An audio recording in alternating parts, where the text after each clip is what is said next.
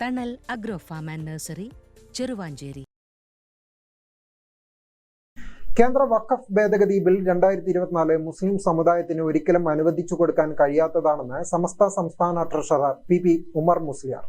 ഭേദഗതി കൊണ്ട് ലക്ഷ്യമിടുന്നത് മുസ്ലിം സമുദായത്തിന്റെ വഖഫ് സ്വത്തുക്കളെല്ലാം തട്ടിയെടുക്കലാണ്.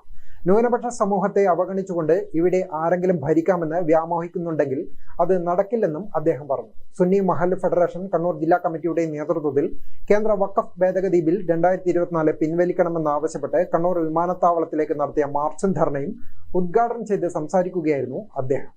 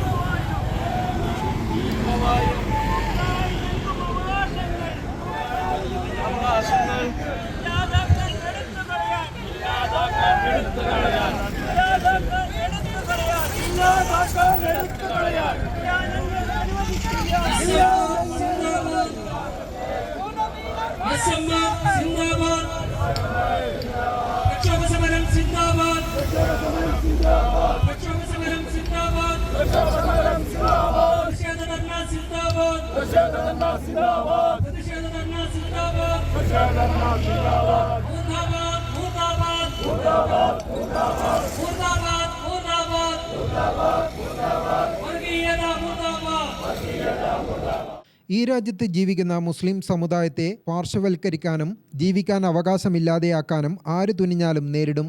ഈ ഭേദഗതി മുസ്ലിം സമുദായത്തിന് സഹിക്കാൻ കഴിയാത്തതാണ്. മുസ്ലിം സമുദായത്തിന്റെ വഖഫ് സ്വത്തുക്കളെല്ലാം തട്ടിയെടുത്ത് വഖഫ് ഭൂമിയിലുള്ള വിദ്യാഭ്യാസ സ്ഥാപനങ്ങൾ, സാംസ്കാരിക കേന്ദ്രങ്ങൾ, പള്ളികൾ പോലെയുള്ളവയെ ഇല്ലാതാക്കാനാണ്. അതുകൊണ്ട് തന്നെ മുസ്ലിം സമുദായത്തിന് ഒരിക്കലും അംഗീകരിക്കാൻ കഴിയില്ല.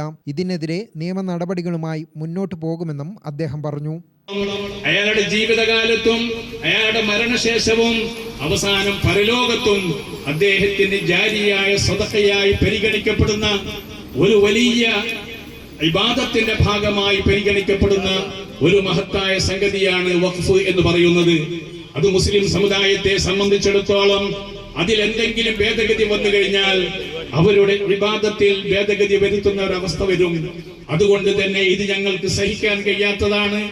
ഒരിക്കലും അനുവദിച്ചു കൊടുക്കാൻ പറ്റാത്ത ഒരു ഭേദഗതിയാണ് ഇവിടെ നടന്നിട്ടുള്ളത്. ഇവിടെ കൊണ്ടുവന്ന ഭേദഗതിയിലൂടെ ഉദ്ദേശിക്കുന്നത് ഇവിടെയുള്ള മുസ്ലിം സമുദായത്തിന്റെ വഖഫ് സ്വത്തുക്കളെല്ലാം തട്ടിയെടുത്തുകൊണ്ട് ഈ സമുദായത്തിന്റെ വിദ്യാഭ്യാസ പുരോഗതിക്ക് തടസ്സം നിൽക്കാനും, ഇത്തരം വഖഫ് സ്വത്തുക്കളെ കൊണ്ട് ഒരുപാട് വിദ്യാഭ്യാസ സ്ഥാപനങ്ങൾ നടക്കുന്നുണ്ട്, ഒരുപാട് സാംസ്കാരിക കേന്ദ്രങ്ങൾ നടക്കുന്നുണ്ട്. എത്രത്തോളം നമ്മുടെ പള്ളികളെല്ലാം തന്നെ വഖഫ് ഭൂമിയിലാണുള്ളത്.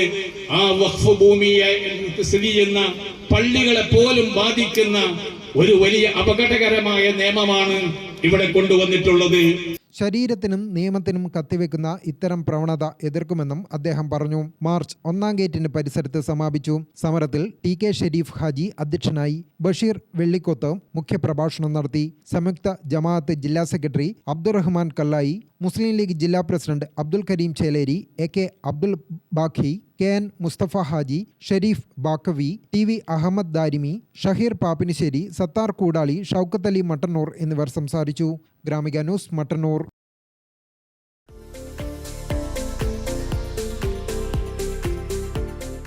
തണൽ agro farm and nursery, Cheruvanchery. Gardening രംഗത്ത് 1/4 നൂറ്റാണ്ടിന്റെ പരിചയ സമ്പത്ത്. വൈവിധ്യമാർന്ന അലങ്കാര ചെടികളുടെയും കാർഷിക നടീൽ വസ്തുക്കളുടെയും വിപുല ശേഖരം.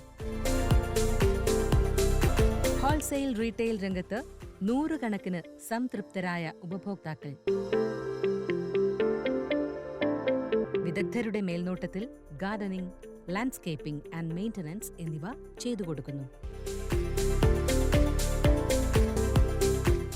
തണൽ agro farm and nursery, Cheruvanchery.